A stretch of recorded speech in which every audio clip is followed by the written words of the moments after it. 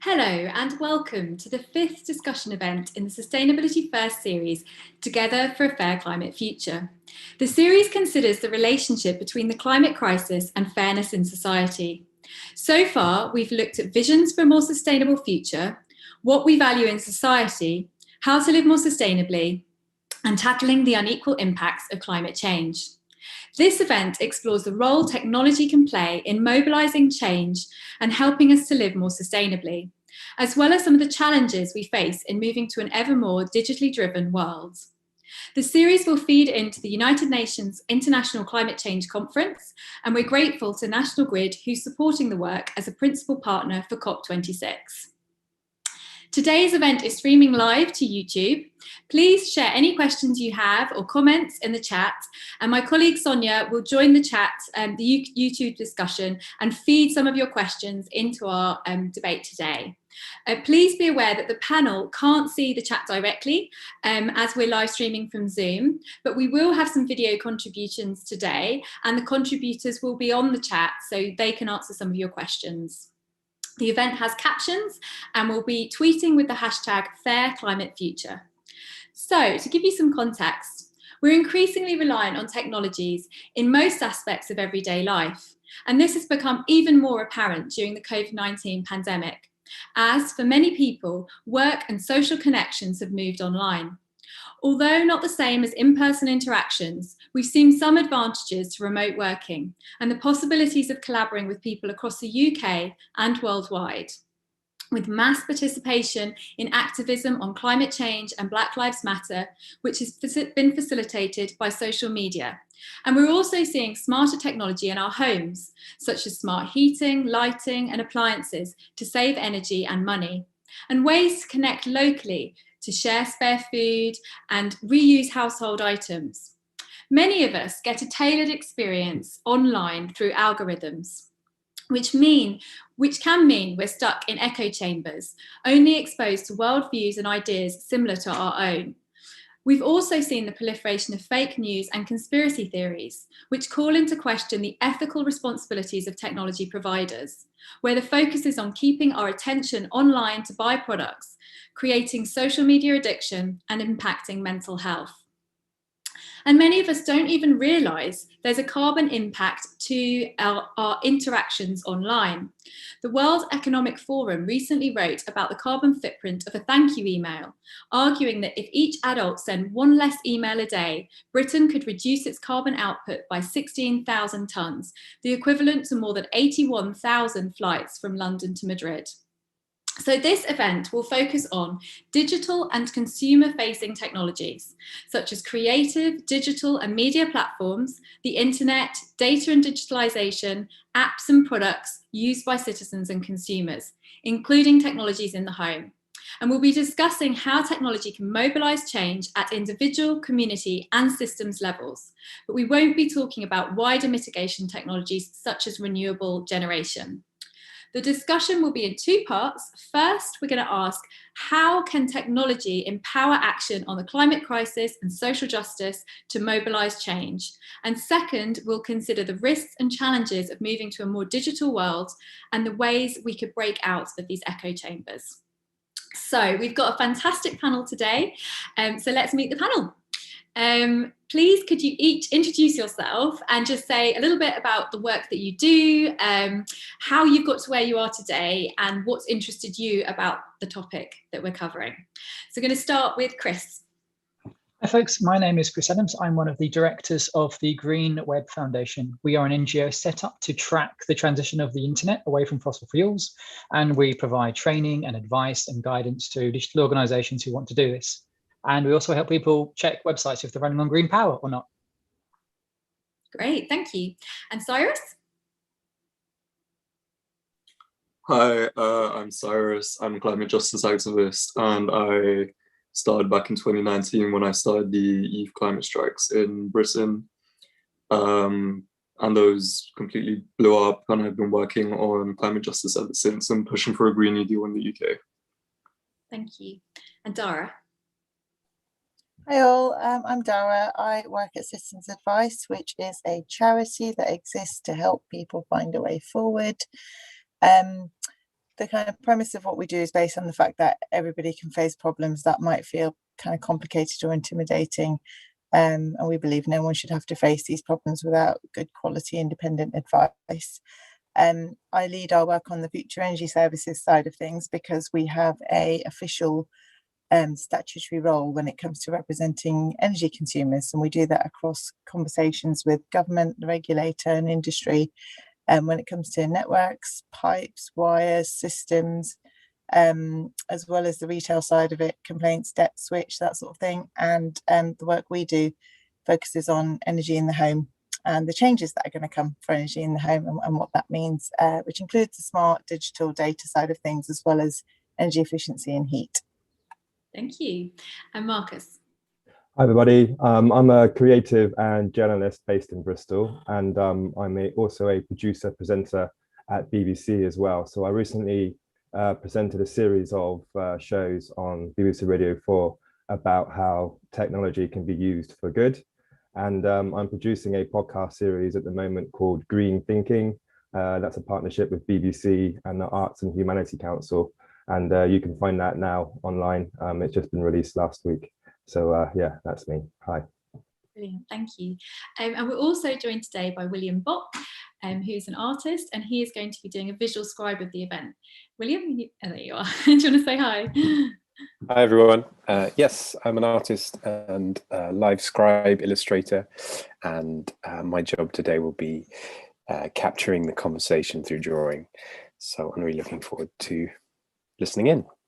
Great, and we'll go and see William's drawings throughout the event, and you can, he'll be one of the boxes, so you can watch it all the way through. And I'm Claire Deaney, and I'm an artist. I've worked in climate change and energy policy for the past 15 years. I lead a programme of work for Sustainability First on climate justice, looking at how creative people can get more involved and linking them up with policymakers and decision makers. And Sustainability First is a charity and think tank focused on social, environmental and economic well-being. So first, we're going to start by looking at how technology can help mobilise action on climate change and social justice to be a force for good. We've got a few videos to start the discussion, so let's watch the videos. Hey everyone, I'm Michelle from Indonesia. I'm a website developer at Re-Earth Initiative and head of IT at a national youth-led e-magazine. My work is to code and design websites to make them as accessible and engaging as possible so that we can bring more people into the climate and social justice movement. I think technology plays a huge role in empowering people to take action. First, because it enables us to connect with people all around the world and learn from and support each other. Second, because getting involved online is often easier than physically, and this can be very helpful for people who are new to the movement or those unable to take to the streets. Lastly, I think that digital action can help break echo chambers because we all have interests outside the climate movement, and by bringing up climate conversations into our other communities, we can burst the bubble for many people, and we ourselves can learn from differing perspectives, which is crucial if we want new voices to join the movement. I'm Tova from Go Climate. Can technology help us as individuals live more sustainably and feel empowered to act on climate change? Well, the climate crisis can be daunting to say the least, and it's easy to feel too small and insignificant to be able to create real change. It can be difficult to find out what actions are relevant for me to take as an individual, and we believe that offering a digital community and suggest concrete actions allows individuals to come together in force to create real visible change. Joining forces through financing a climate project supporting the transition to renewable energy can be a lot more tangible than when you do something on your own. We believe that we need to do everything we can to turn things around and slow down global heating, while we see the combination of offsetting through certified climate projects and creating system change as key in the fight on climate change. By signing up to a monthly subscription with us, our platform allows individuals to offset the amount of tons of emissions that their specific lifestyle involves. My name is Leah, and I'm a journalist and a filmmaker and the originator of a concept called Climate Symphony, where we take climate change data and we turn it into a 4-part symphony, telling the story of the planet and possibly human influence on it throughout the past sort of 10 or 12,000 years. But it can also be how we can just use data to tell the story of everybody on the planet as it is right now. So my ideas on data and the importance of accessibility basically are around who collects it, what it is, what it consists of, who is reporting it, who is the target audience for it. Essentially, you have to analyze data the same way you analyze media and the same way you analyze any of the news that you might receive, be it through Facebook, be it through the BBC, or be it through word of mouth. How can creative work facilitate this? Creatives and those who think creatively should work to demystify anything and the structures around data. It's claimed that half of the carbon reductions needed to get to net zero will come from technologies not yet invented. A bold claim, but the track record of technology breakthroughs, from 3D printing to lithium-ion batteries, offers real hope for the future. Closer to home, improvements in consumer products' energy efficiency and the use of smart technology can make a welcome impact on household emissions. For instance, we've seen dishwashers, washing machines and vacuum cleaners use roughly half the energy they did 20 years ago. And smart thermostats, devices that learn and adapt their settings, can generally make savings for households with predictable routines. But one of the most exciting consumer tech developments is the switch to battery-powered electric vehicles, or EVs. Crucial to the take-up of EVs is the performance of the batteries that power them, and we've seen a huge leap forward in battery technology as manufacturers work towards the catchily titled million-mile battery.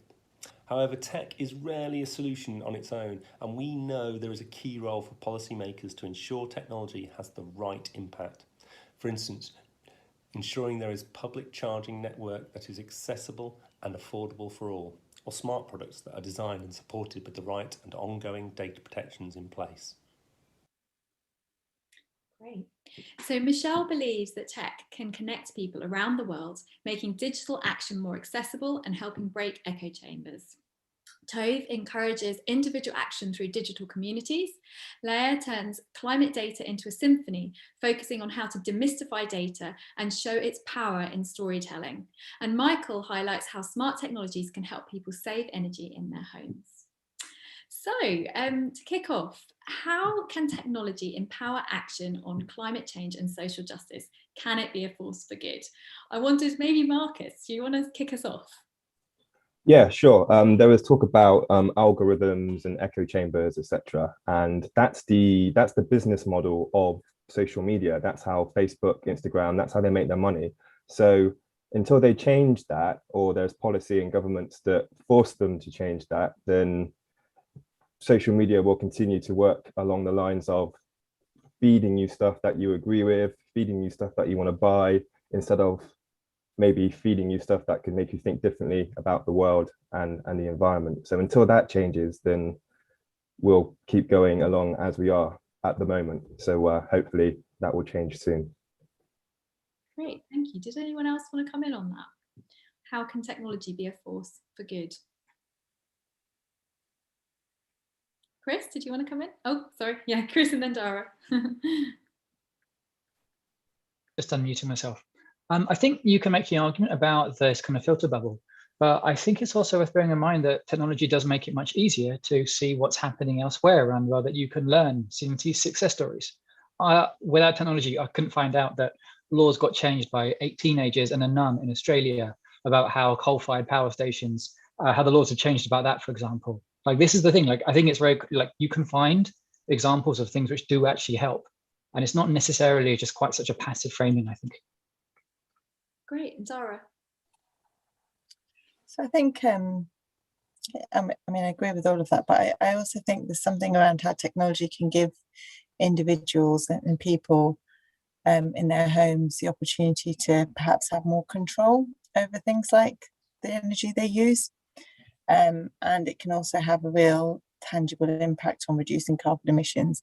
You know, we have homes in the UK that are, you know, using analog meters where you don't even really know how much energy you're using. And actually, once you know what you're using, you can start to think about what you could do differently or control it differently if you had smart tech to help you. So technologies, things like type home energy appliances or electric vehicles can really help us be more flexible, and that in can can have an impact our emissions as a kind of household or as an individual. But in order for the benefits to be felt, I think it's really important that people feel supported, that they have the information they need to make the right choices for them, that there's proper consumer protections in place, because I think that this is only going to be successful if everybody can access it. What we know is that today's energy market, there are people who lose out. There are people who just can't get on the cheapest deals, or who live in really leaky homes. And in the future, the same people are likely to lose out in the future energy market unless we make significant changes to the way people can access and use things in homes. So yes, there's potential, but how do we ensure that there's the right regulatory systems and structures in place to give everybody access so that people can participate? Chris, you had your hand up. Did you want to come in on that issue?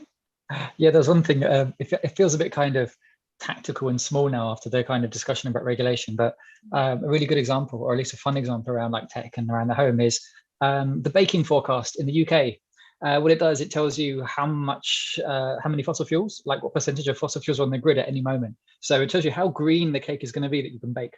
So should I bake a cake now, or should I wait a couple of hours when there's more renewables on the grid? So I have a particularly green, loaf of bread or something like that. Technology is making systems legible to us in a way that we didn't know before. And I think stuff like that, which is really, really cool. And I think it would be really useful for that to be universally accessible. Wow, that's really amazing. I haven't heard about that before, but it does make sense. It's important that the time of use that where we're using our energy will make a difference to the impact that it's having. Cyrus, I wondered maybe if you wanted to come in on how we can bring existing communities together, or even build new communities through technology to kind of mobilize change. Yeah, so for me personally, my experience, without technology, without social media, and without things like Zoom, which we were using way before we even knew a pandemic was coming, they have been vital to our success. With our first strike, we had less than 3 months that we had been planning it, and for our second one, we had less than a month. And we would never have been able to mobilize that many people without using social media. And without being able to use Zoom, because we were a bunch of school kids and couldn't really meet up with each other after school all the time, especially when we were coming from so many different places, especially when we were trying to organize this on a national scale and we were just in London. So I think technology, when used in that way, can be really, really, really helpful, and it can build a community very rapidly as well, if you are doing everything right. And could you just for people who aren't aware of the work that you've been doing, could you just tell people a little bit more about what you did with the climate strike, and just sort of how many people you got involved, and what your main message was through that? So I think it was October of 2019, the IPCC report came out, and it made me and a lot of other people realize that the climate crisis was very different to what we had thought it was before, especially when a lot of headlines were coming out saying that we're about to die in 12 years and a lot of just misleading things. And so a couple of us decided to do something like what Greta Thunberg had been doing in Sweden. And she wasn't really known back then. Nobody really knew her in Britain.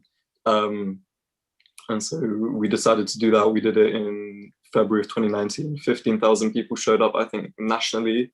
And for our second one, we had 50,000 nationally. Amazing. Fantastic. Marcus, did you want to come in? Yeah. Yeah, so that's a really good example of how social media can be used to unite people for a common cause. I don't want to dampen the party, but I feel like it needs to be balanced with social media as well, because it's very clear that fake news and misinformation actually spreads quicker and wider than real news. I've heard figures of it being several times faster. So I just think social media is great. It's a great tool, but just needs to be used in the right way, and that's a great example that Cyrus has just used there. So yeah, just always check the source of stuff. before you share it or believe it. And yeah, you know, let's check ourselves before we wreck ourselves. That's really helpful. Does anyone else have any tips on how to avoid fake news? Yeah, go on, Cyrus. I would say that things like Instagram infographics, especially for those in my generation, because I don't really know if that's the thing that other people are seeing, that shouldn't be your only source of information, because it's just the amount of misinformation that I see on social media every single day it will be even small things like with the Gaza situation recently. There were infographics that were claiming that Samaritans were Jews. It will literally be the tiniest things that will be fake. No, that's really helpful. Thank you. And I wondered maybe if we could talk a little bit about how our interaction with digital has changed through the pandemic, and what that might mean for future ways of working. I wondered, Chris, maybe do you want to come in on that? Yeah, I think one of the obvious changes is that the pandemic has made the possibility of working remotely and not having to have large, time-consuming, extremely polluting commutes be like a foregone conclusion, because that's where a significant chunk of the emissions of of our lives, where it comes from. And in an urban context, we've seen examples of people being prepared to rethink how we might live in a kind of urban environment. Like we've seen people do things like change how cities are set up with low traffic networks and all these things here, which make it possible to foresee a way which is not entirely powered by cars or fossil fuels so extensively. I think that's one of the key things. And I'll probably give the floor to the other folks here before we start going to the kind of really nerdy bits. Well, I think maybe Dara, you have quite a lot of interaction with the public through your advice centre. I mean, what have you seen in terms of how people have responded to the pandemic? So, I mean, yeah, absolutely. People contact citizens advice and have been contacting citizens advice through the pandemic, and we've seen a real change actually over the course of the pandemic in the sorts of things people have contacted us about. As you can imagine, at first there was lots of searches on the website for coronavirus, that then gave way to lots of searches for issues to do with furlough.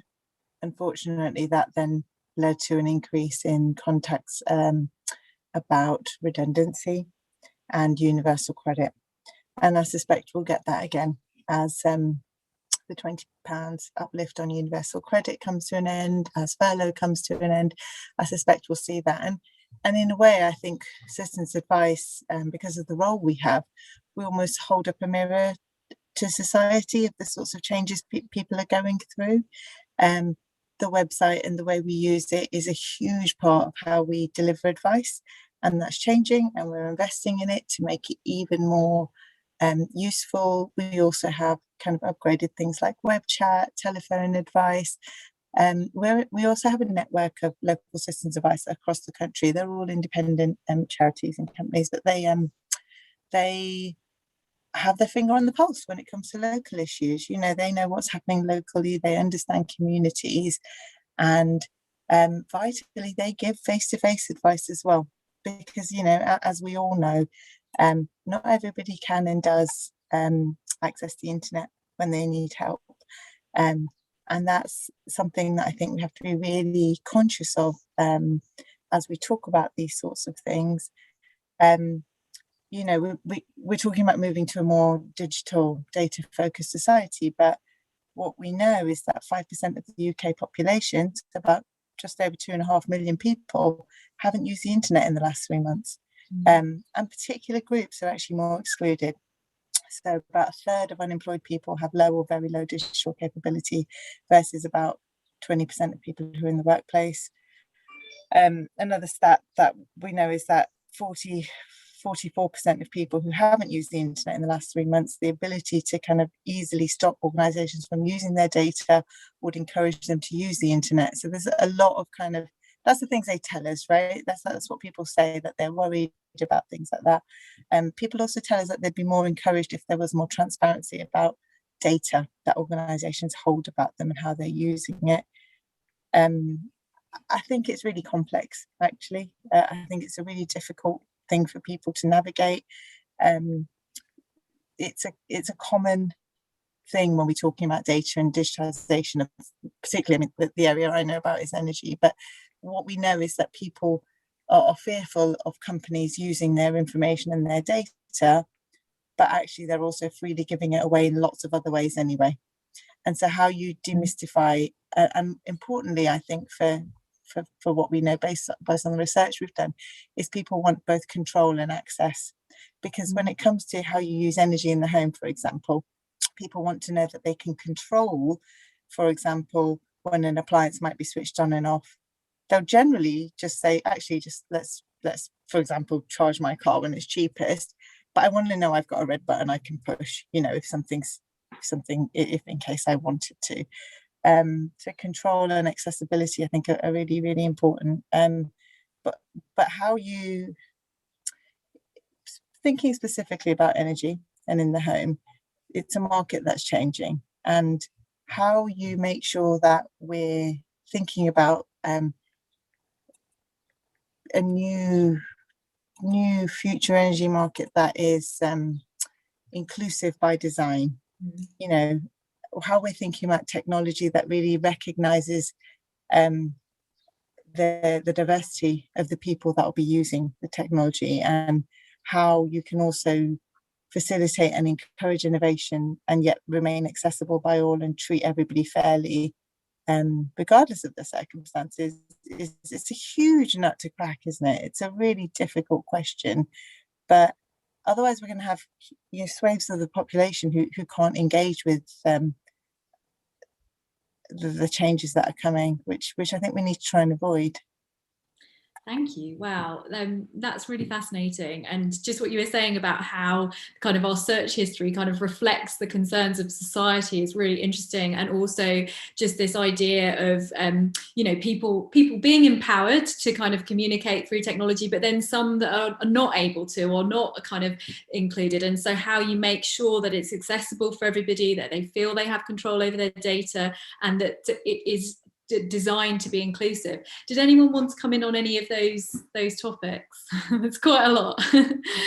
Can I just say something about working from home? So more people working from home is a thing. However, it's only certain people and certain jobs that have had the ability to work from home over the past year or so. So people working in shops, people that are delivering things, etc. It's almost like created a new division in society. Those can work at home and those that cannot. And also, it may well be the case that there's less carbon emissions because people are commuting less to work, and so, but people are going to be at home using more energy that they weren't using before. People are going to be getting stuff delivered to their house more than what they were doing before. So I'm not quite sure if this, you know, massive reduction in carbon emissions will actually happen. I just think it might be shifted slightly.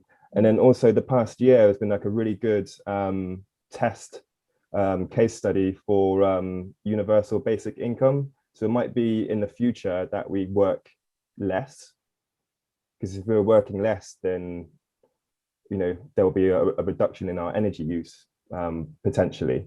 And, you know, we've sort of seen that it's possible for the government to actually give people a lot of money to get by when it's absolutely necessary. So maybe this is something that we could look at towards the future. And this is something that I'm discussing and working on in my new podcast, Green Thinking, as well. And we talked to a bunch of people that are working on this very topic. Great, thank you. Did anyone else want to come in on that? Yeah, Chris, yeah. Yeah, I can probably share something about the emissions at home part. It's absolutely correct that this does end up kind of emphasizing the divisions that you currently do have. And you have actually seen like this case where people who are not necessarily able to work at home are have basically kind of very much got the raw end of the deal, because in many ways they don't have access to the laws, or you don't have access to much in the way of kind of I think that, you know, like a recourse to this. This is one thing that needs to be addressed, because right now this is very much kind of amplifying the existing kind of state of inequality in many places. But you could also point to the fact that when we are, like the emissions related to homes, for example, is very much a function of how buildings are designed or how they're set up in the first place. And one thing we have in particular in the UK is quite a leaky building stock. And when there have been resources allocated to making those much, much more efficient so that you could do this, we haven't seen like such a useful rollout or a very effective rollout. So in many cases, I think it's really worth talking about these as levers to make the most of the fact that if people are at home, then you do have to provide help to basically not avoid the kinds of increases in emissions that you can see from wasteful homes, basically. Thank you, that's really helpful. And then another area that was touched on in the videos by Leah was the role of kind of data in telling stories and how kind of art and media and creativity can help communicate some of the messages around the climate crisis and social justice. I wondered, maybe Marcus, did you want to come in on that, and anybody else? Yeah, there's a saying that goes around a lot nowadays that data is the new oil. There's a lot of money in data. That's how the social media companies make their money. So if anything's free that you're using on the internet or an app or whatever, then you are the product because your data is being stored and it's being used. So I don't know, it might sound a bit menacing. So that's one way in which data is being used nowadays. So I guess it's how can we make that use of data more, I don't know, sustainable or more positive in working towards our climate change goals? I don't know. I think that's the next step forwards. Hopefully there's some people in this room that have some better answers than me. I'm just laying out, I guess, the problem at the moment. Great. And Chris? So one thing that happened a few years ago in the industry was a law called GDPR, and which was all about basically increasing the rights of kind of citizens to how data is used and stored and processed about them. All right. I actually ran a non-conference called GDPR about this to talk about what kind of responses you might actually have for this. And one of the key takeaways is that there is this increase in laws and people are able to exercise this. But in order for them to do that, they need to know what's out there. And they also need to have access to like recourse when organizations are not actually acting upon this. And this has led to a change in industry where people don't really think about data as being oil. It's much more referred to like data like radioactive waste. It's very expensive and dangerous to store in one place, and you need to be very, very careful about it. And this kind of framing, I think, is actually be more helpful because a lot of the time data is collected without really any thought about how it could be used, and as a result, when it's misused, we have this problem. And I think like the radioactive waste analogy is actually kind of helpful in this case here because it shows there is actually a flip side to this. But as an example, in the UK, literally just something like providing a lot more funding to groups who are able to kind of enforce some of these laws would make it much, much easier, or providing access for people so people can more easily exercise their rights would really, really help because they exist, but there's a difference between something being available, being out there, and something being easily accessible by the majority of the population. That's great, thank you. And Dora, you look like you're agreeing. Did you want to say anything about data? Yes, vigorously agreeing and laughing at the GDPR. That's pretty good there, Chris. So on the kind of data for public good, I think data is going to be essential if we want to meet the net zero targets. I really do. Number of reasons. So localized and intermittent forms of energy, right? We're going to be changing, the grid is changing.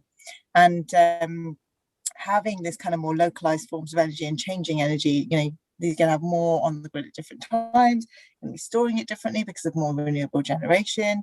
So the technological changes are all underpinned by data, and they're kind of key to the transition, right?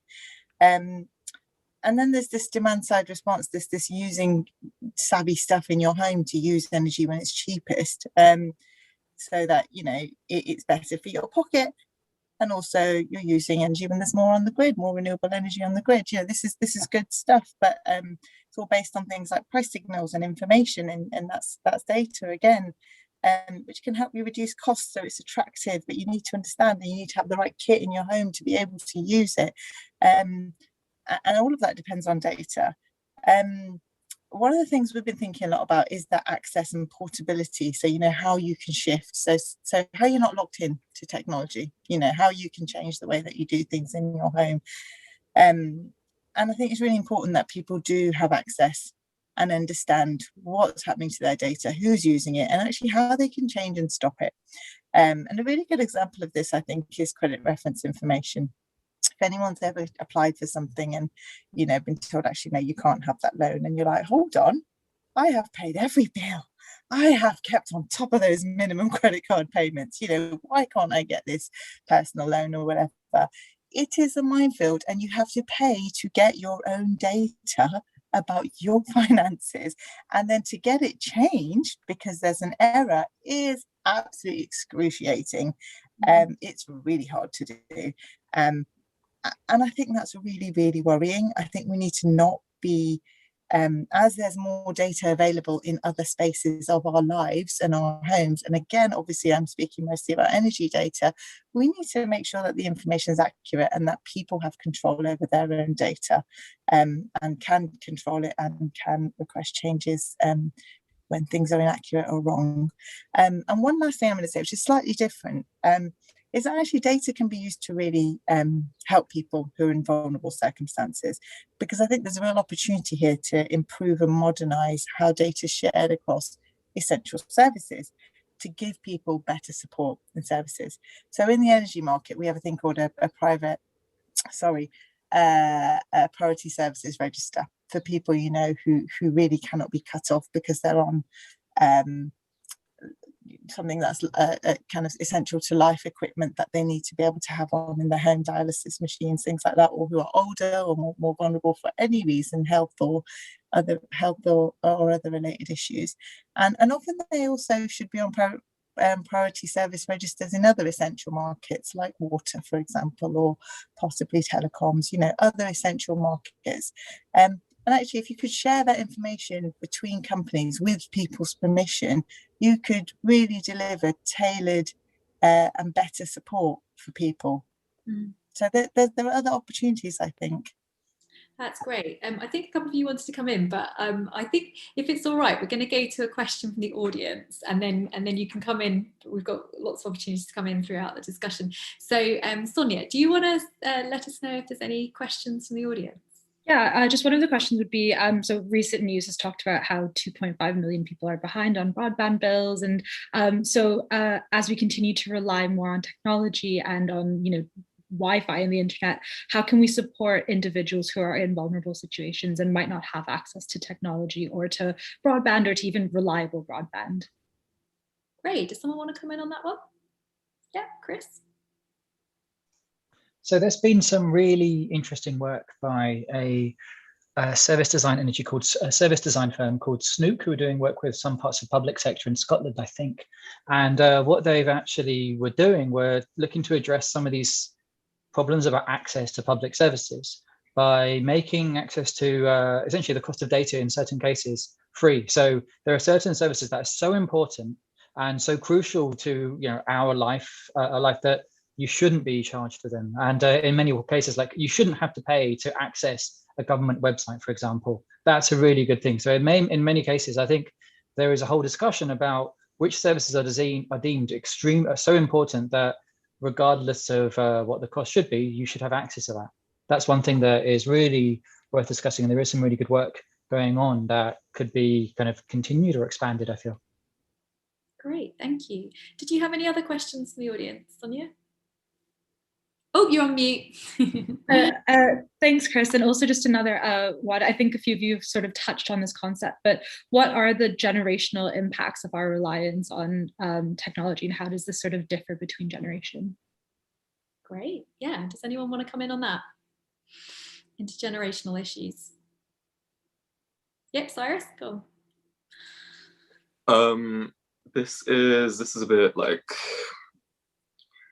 it doesn't really answer the question like as it is, but So when it comes to technology right now, as we talked about earlier, there is a lot of regulation that we need and regulation that we don't have, especially over things like data. And because of that, I think there is a bit of a gap when it comes to technology. Like, older generations are not as tech savvy as maybe we are, and they use technology in a different way than we do, and may not understand a few things that we know now, because back in their time when they had their own technology, these things didn't exist. And for us, that obviously we were all similar age and all of that, but there have been times where it's been really, really difficult because we've been working with adults, particularly when we were organizing a general strike in September, and we were working with adults who worked at NGOs like Greenpeace, and they didn't really understand the things that we needed from them, things like encryption, for example, using certain platforms, because we had problems when somewhere down the line we had to completely just stop using things like Google Drive and WhatsApp because the police was accessing these things. And there was a time when we had a document on Google Drive and the police contacted literally every single number that was there the day after it was uploaded.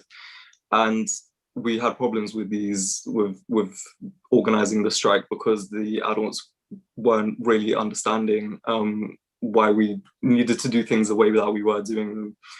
And yeah, that's all I want to say. That's great, thank you. Really interesting. Did anyone else want to come in on intergenerational? Yeah, Marcus. Yeah, just two real quick things. I think, those born from say 1980s onwards, you can consider to be digital natives, where they've never known a world without the internet and computers. So there's that. And then also I see it in my family and with my siblings that, the younger generation understand the internet more so than their parents. So however much their parents try to control their access to the internet or block certain pages, etc., I just find that my younger siblings find a hack, find something to bypass it. So yeah, that's a thing. Yeah. That's great. And Chris, yeah, sorry. Yeah, there's one thing I'd say is in the same, I think it's really, really worth us thinking about digital literacy in the same way we might think about literacy in other forms, because there is in some cases, this almost kind of pride at not knowing about digital, about how to use it. And I kind of feel that this kind of unwillingness to even engage with the subject is actually extremely unhelpful. And I don't say this to basically to shame people. I think it's more a case of there needs to be a way to destigmatize this and say, look, this is an issue.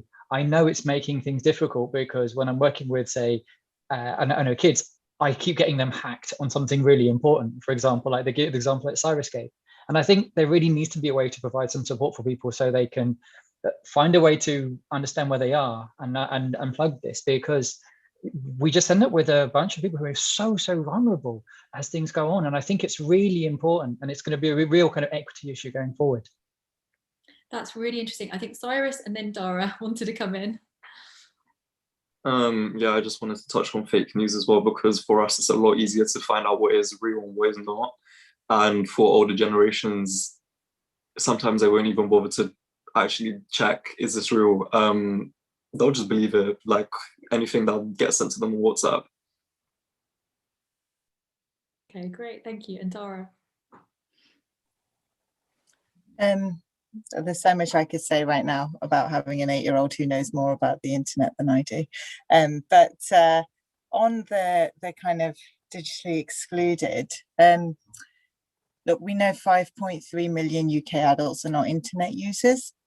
And our work on energy, what we find is that in the future market, there's two groups of people who are least likely to benefit from changes, which include technological changes.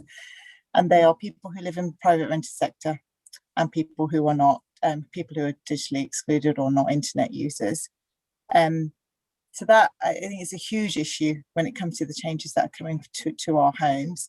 But I also think that based on our experience today, it is really vital that as we transition to perhaps a more fully automated market, that we think about how to support people, because we have energy companies today who are, online only.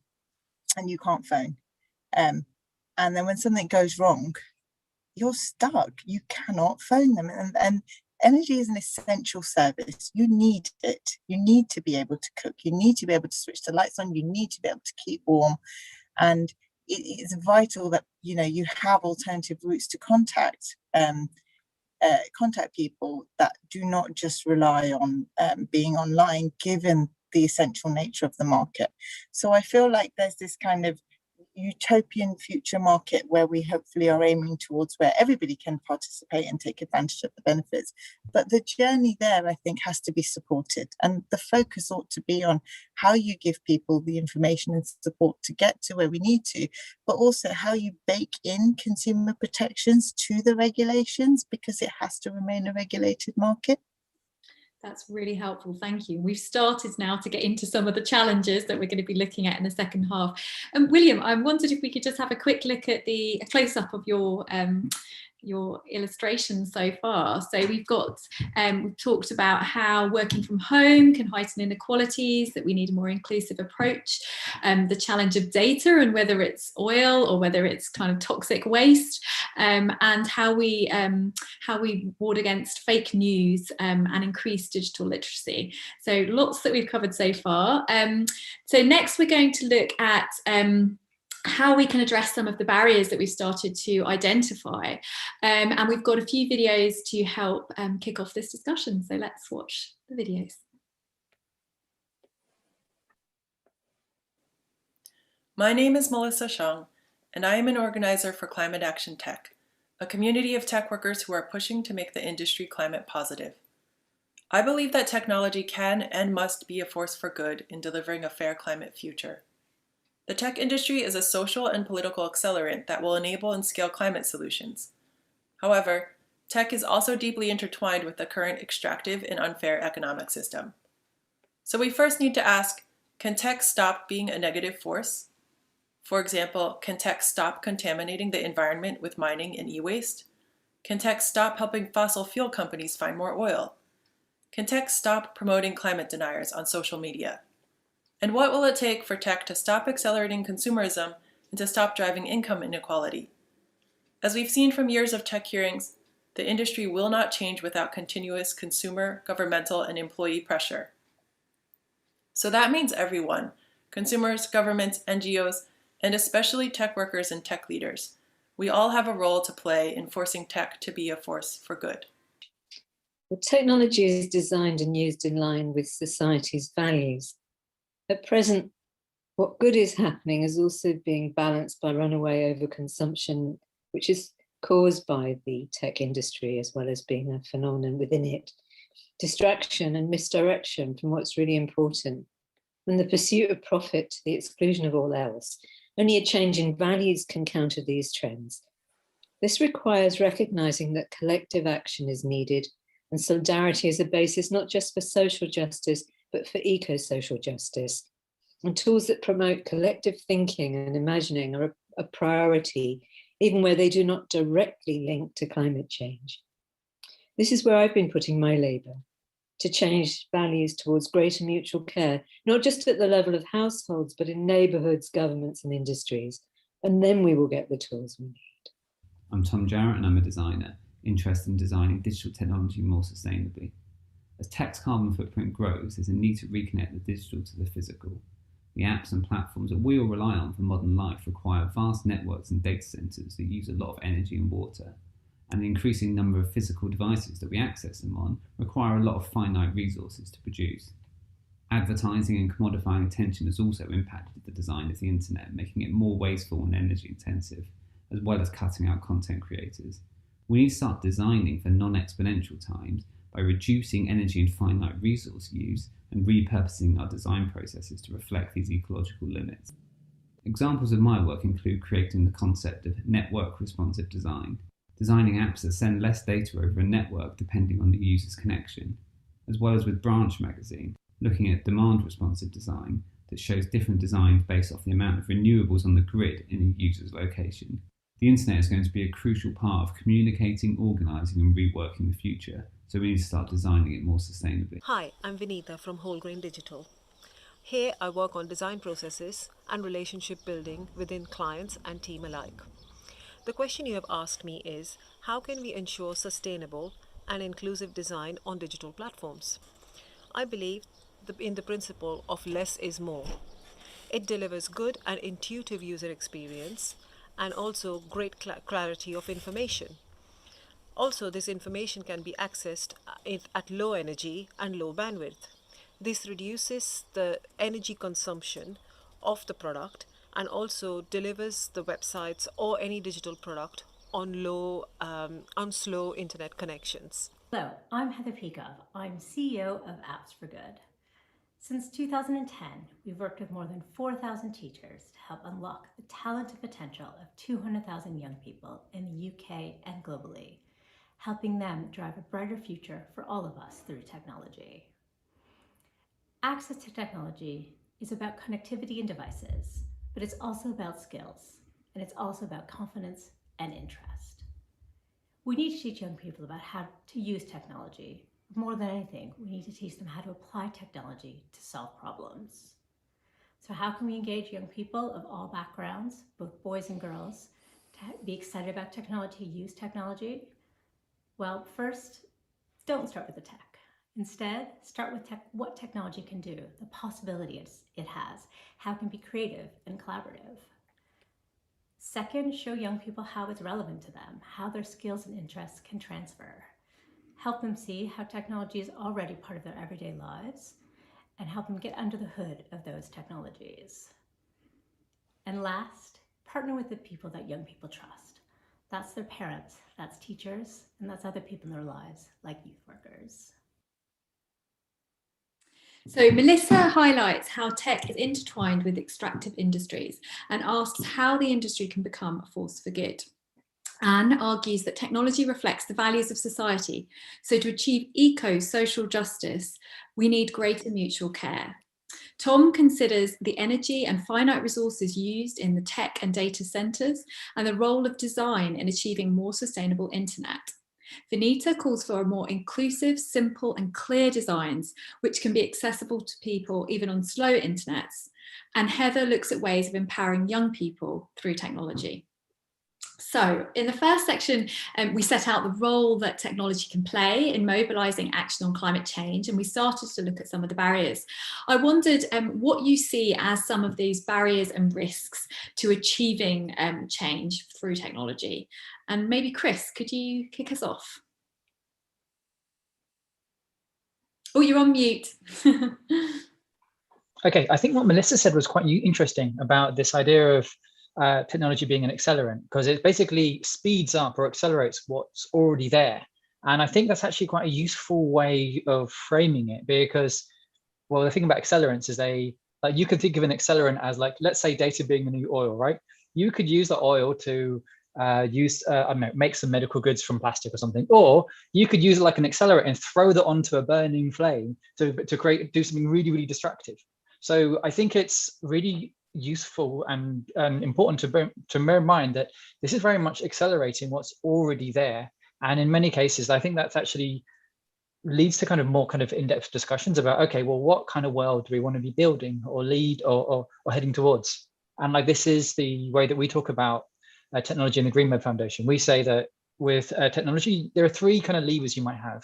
One of them is intensity, as in how much do I pollute when I do something? I could use green energy instead of fossil energy as a way to do that. Or consumption is how much energy do I need to meet a need? So like that might be, say, watching a film on Netflix instead of having to drive all the way somewhere to then drive back again to watch a video. And direction is like, well, what world do I want to be heading towards? Which things do I want to amplify and which things do I not want to amplify?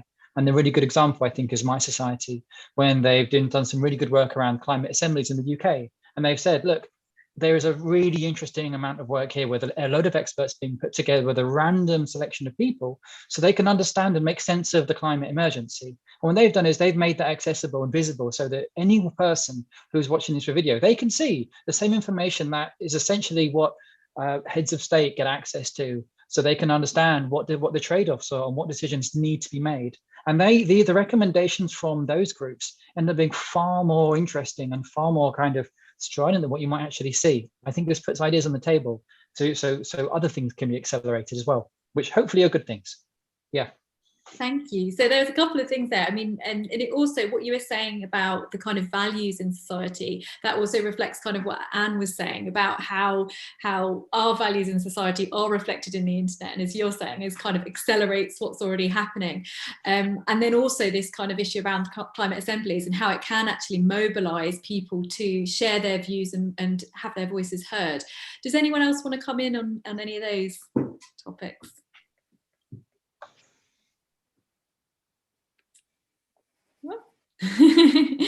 Marcus, do you want to come in? Yeah, I'll come in. It's a little bit of a curveball, because I think it's important to look forward and to see where technology is going, but at the same time, it's also really important to sort of rewind and look back. So to counter digital illiteracy and people not having access, there's all sorts of tech out there. It's all not just online and social media. You know, radio is like this timeless medium that's like probably bigger than it's ever been at the moment, and it's been around for like 100 years or so. And then particularly in, you know, the global south and in developing countries where there is no computers, no internet whatsoever, radio is such a, you know, powerful tool and medium and technology that's used and has a wide audience, and a lot of people can tune in and listen to that. I'm doing projects in Bristol where we're giving away DAB radios to people that don't have the internet, they can't afford a TV license. So radio is their only sort of access to the outside world. So there's radio, there's TV, there's comic books, there's books, remember books, you know, there's all these technologies that we have. And I feel like sometimes nowadays we only think like we have social media, we only have apps, whereas, you know, there's still a whole bunch out there and we should be using all of them. Yeah, no, there's so many different mediums that we can use to kind of communicate and mobilize change. I wanted, Cyrus, maybe if you could talk again a little bit about how young people kind of see technology and how it can help them mobilize change. And I think that Heather was talking about how you can really empower young people to use technology more and get excited about the possibilities. And I wondered if there's anything that you would kind of recommend for young people wanting to get more involved and active. Yeah, with technology, when using social media apps, that is something, first of all, we have the problem of echo chambers, because that is how social media works. And there's going to be a point, like earlier I talked about how great social media was when we were building our climate strikes. But there is a point where this is going to start becoming an echo chamber, and it's going to be people who, the only types of people who are going to see it are people that have been on climate strikes before, and also people who are doing stuff with maybe Extinction Rebellion or people who are into sustainability.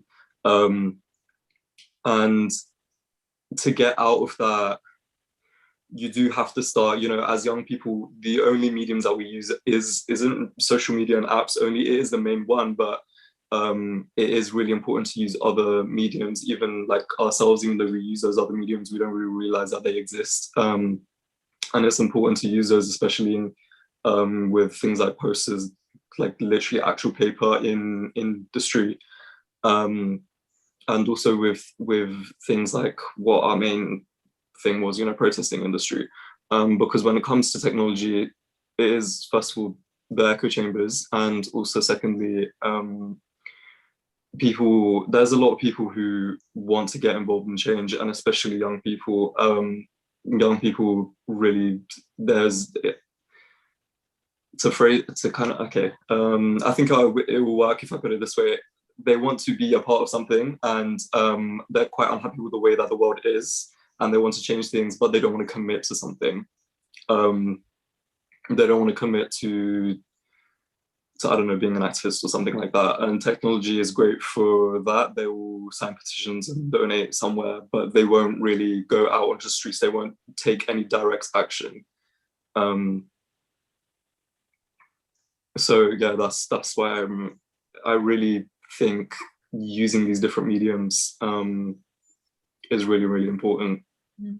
That's really helpful. So it's about keeping that flexibility so that people can contribute what they can in their own time, so that they're not sort of having to sign up to doing sort of a big action, but they can still participate and feel part of something.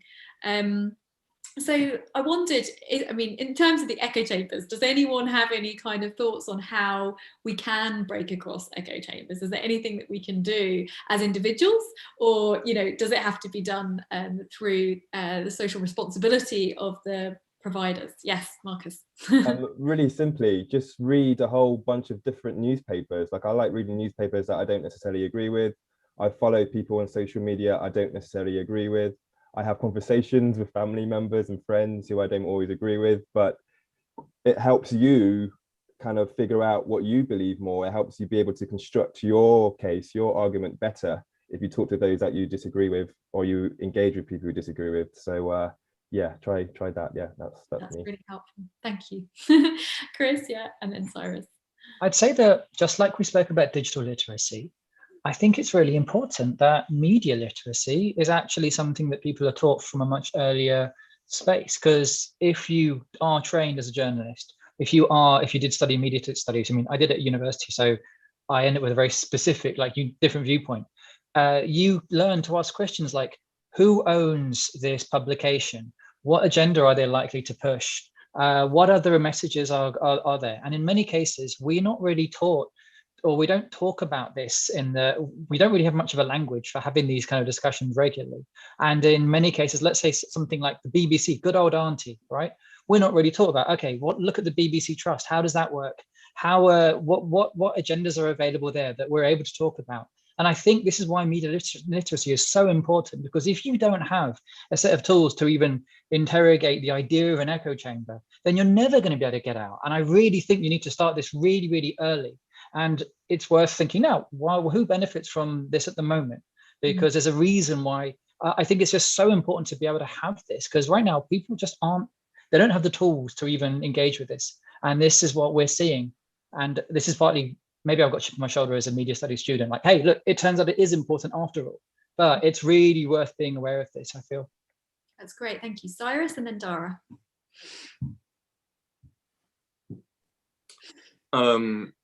Yeah, as Marcus said, it is really important to look outside of social media.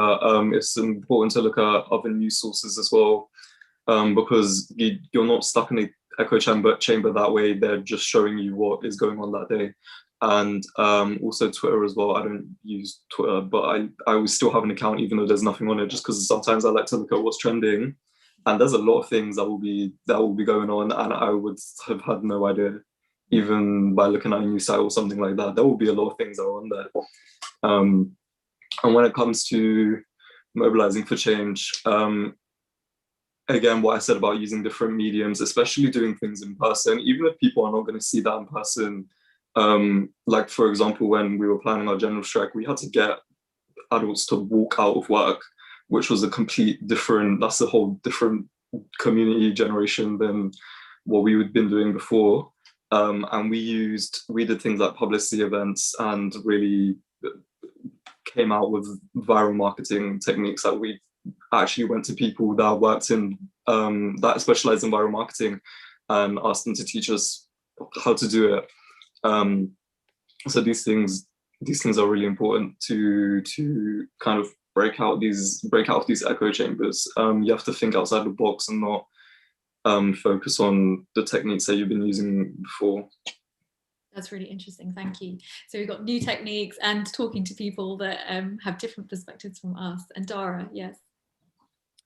So at the risk of outing myself as clearly the oldest person on this panel, I don't disagree with anything that's been said, but what I would say is this is not a new issue. So millions of years ago, when I was at university, did a course called Politics in the Mass Media, and it was all about newspapers, guys. It was all about newspapers, because, you know, newspapers really mattered then, and how they influenced people's politics and decision making. And I don't think that's necessarily changed. It's just there's different mediums, right? And there's more options. You could argue it's more international, maybe. Definitely more options, but I was just kind of listening, and I think it's really important that these conversations are still happening. I think it's really essential that lots of different people are thinking about how we can overcome them. I think fake news is genuinely a scary and, you know, more fueled by the internet. But it also made me think about the UK Climate Assembly. And the reason it made me think of that is because I just thought, well, how do we, this is a huge conversation. It's massive about news and information and things like that. And actually the strong recommendation from the Climate Assembly was around government focusing on how to engage with the public when it comes to net zero. You know, just reflecting back on Cyrus's point about this isn't necessarily about individual changes, it needs to be about the bigger cultural, societal, technological, industrial shift that we make as a country, doesn't it? And the opening statement from the Assembly members in their report is actually very nice. So it's very short and I will just read it. And it says, we come from all walks of life and all across the UK. We have between us many different values, views and experiences, but we have worked together in an atmosphere of respect, cooperation, tolerance and humour to arrive at the considered recommendations in this report. And I think that that's the point, isn't it? That the work has been done to consider how we get to net zero.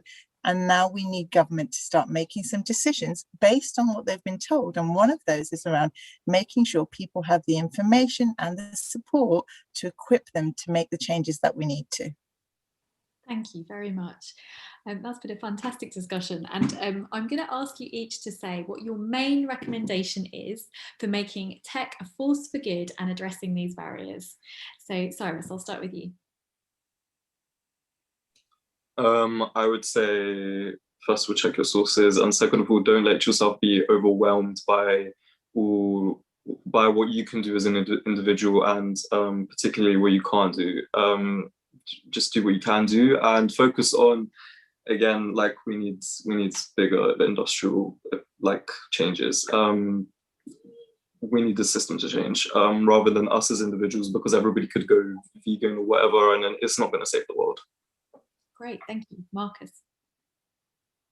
Yeah, whatever medium you're using to tell a story, to spread a message that's related to the environment and climate change, etc. From my experience, what really helps is if you build empathy with people, if you use as less jargon as possible, because not everyone's a scientist, not everyone's a marine biologist. And also sometimes people get tired of being told that they're a bad person because they've done this and they've done that. So not always telling people off is an effective tool. Thank you. Dara? I'd focus on making sure that new energy technologies for people and for homes are affordable and accessible. And that they are accompanied by, rigorous consumer protections for when things go wrong. And Chris? Okay, I'd say we've said that tech is an accelerant, it speeds things up. I'd use it to engage locally with what's there. So in the UK, that's like data.climateemergency.uk. See what's there, engage locally, see what work is already being done that you can then support. And finally, show up for the kids at Friday for the Future. Just this last month, they got laws changed in Australia, Netherlands, and Germany, like serious, massive changes. This is what we should be doing, show up for them so we can actually get the discourse moved so that we can have systemic change, like rapid, far-reaching, unprecedented. This is what the report says from the science. We should listen to the science. Thank you so much. I think we've got time for one quick question from the audience. Sonia, did you have a quick question? Yeah, there's just a comment about, so we discussed briefly the sort of carbon footprint of technology and clouds and even the actual, minerals used to make computers and phones. So does any of the panel have sort of insight into how we can make technology a bit more sustainable? Anyone else? Anyone want to come in on that? Yep, go for it, Chris. Once again, comes back to laws, right? You change the laws of economics by changing how much people buy certain things. Like we've seen tech companies in the last 10 years being the biggest buyers of renewable energy, which has changed the price of renewable energy and continued a downward stroke. And also, again, change the laws, the actual laws. If you change things so that people are compelled to make, say, returning electronics a key thing, like you see in France, then yeah, you can change the laws under which the organizations work within. So that's what I'd see. Change the laws and the rest will follow. Yeah, and Cyrus?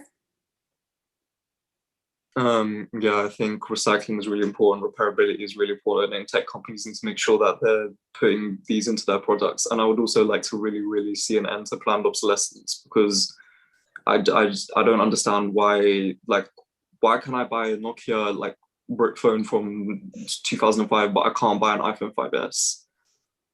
And it just, the whole, we're just moving too fast, and it doesn't really make sense, because there's nothing really wrong with these phones. That's really helpful. Thank you so much. Thank you all for such a fantastic discussion. I think now we're going to I'm going to pass over to Sharon Darcy, who's the Director of Sustainability First, and she's going to take us through some of the drawings that William's been doing throughout the discussion. So over to Sharon. Thanks, Claire, and thank you all for a fantastic discussion. William, if we can have a look at your pictures, you've really captured very well this rich and very varied discussion that we've been having. You've shown how tech can really be a source of collaboration, and as Cyrus was describing, help people come together to try and tackle climate change and to mobilize people. So in the second strike, Cyrus was saying 15,000 people came together across the UK. We've also heard about how technology in the home can help reduce costs as well as reducing carbon. And so it's a sort of double win there. And we've heard that tech can help us work from home, and clearly that's been crucial in the pandemic. It can provide good examples of what can be done, and it can be used to socialise those sorts of inspiring examples of how we can all change. And it can make things understandable for people. And Chris used a really good example of green baking, and I think there's a green cake there, William, on your illustrations there. So giving people control about what they're doing in their lives, giving people tailor-made information, all that's important. But the illustrations also really highlight the importance of tech needing to be accessible and affordable, so that nobody's left behind by the transition that we need to see. And that's not just in terms of products and services, but it's also in terms of the design of our buildings and our homes. So we need to have fair by design policies, and we need to ensure that we really bake in consumer protections.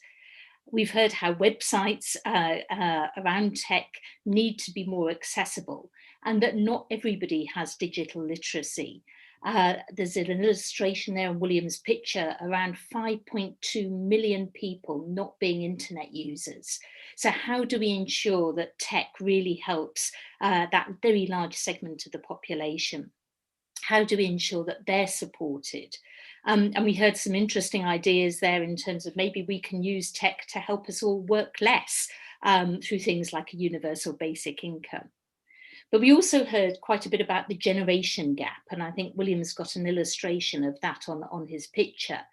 The climate strikes have really showed up some examples around, how different generations see technology, and how we all need to support each other and bring up the level of digital literacy across the population. The issue around data security, ensuring that people are empowered to take control over their own data, came up as a big issue. And William's got this illustration of data being the new oil. And it was interesting to hear about the OMG for GDPR on data. How do we get data to really help us tackle climate problems rather than adding to the issues? The internet itself can have negative impacts on the environment. It can accelerate existing inequalities and accelerate existing environmental negative impacts. So how do we change that round? How do we turn it round so that algorithms don't just drive excessive consumption, but drive more sustainable behaviours? Yes, technology can change the price of renewables, but we need to have new laws around recycling, repairability, and planned obsolescence.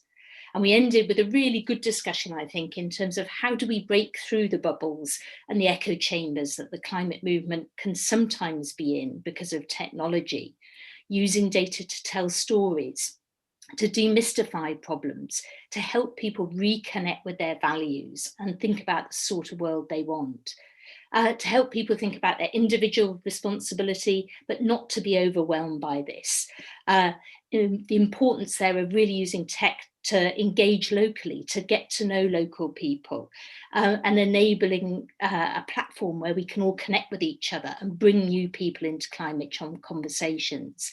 But it's vital that we do that we give people the flexibility to think about what they can do and participate and be supported in ways that are meaningful to them.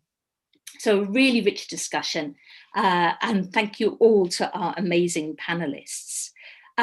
This has been a really good event. We've got another discussion event, which is coming up on climate leadership on the 29th of June. So what is the leadership that we need for change in the future? And at Sustainability First, we're also delighted to have recently launched 2 new prizes, a writing prize and an art prize, on how we can come together for a fair climate future. So please do check out the website and apply. We've also recently launched a new series of work on educational outreach for primary school kids on Together for a Fair Climate Future. So if you're a teacher, please do look that up. I'd like to end by thanking our fantastic panel for a really good discussion and all the video contributors who contributed to this session. I'd like to thank William for his visual scribing and all the team at Sustainability First for their great work. I'd like to thank the National Grid for supporting the programme of work, and I'd like to thank all of you for joining us today. Have a good afternoon.